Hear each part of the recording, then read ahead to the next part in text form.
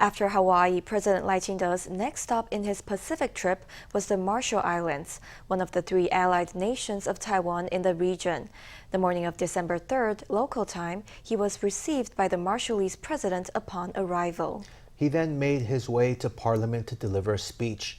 Addressing lawmakers of the Marshall Islands, Lai thanked them for their long-standing support for Taiwan's international participation and introduced cooperative schemes between Taiwan and the Marshall Islands.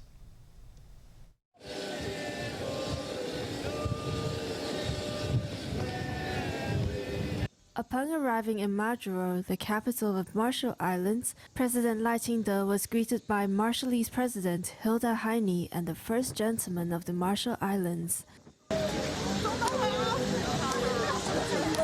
More than 30 Taiwanese expatriates stood behind a red welcoming banner waving the national flags of the two countries and greeting President Lai.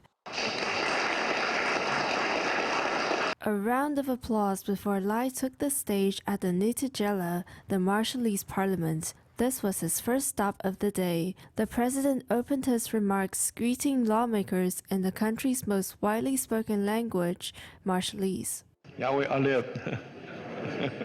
Yakwe Aolep. First, I'd like to thank Speaker Wase for the invitation, allowing me to set foot in the Nitijela, which is the summit of public opinion of the Marshall Islands.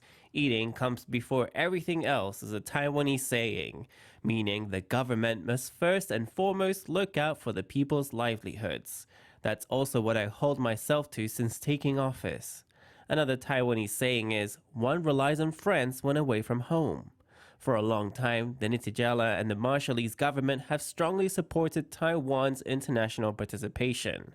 On behalf of the people of Taiwan, I'd like to express my utmost gratitude for your support. President Lai thanked Marshallese officials for voicing support for Taiwan's international participation.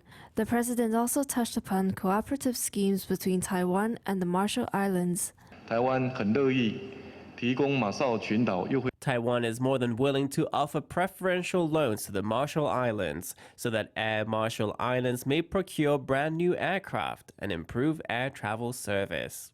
Other international guests in the audience included Australian Ambassador to the Marshall Islands, Paul Wilson, and Chargé d'Affaires Lance Posey of the U.S. Embassy in Majuro. Just like in Hawaii the day before, Lai's overseas functions continue to enjoy high visibility.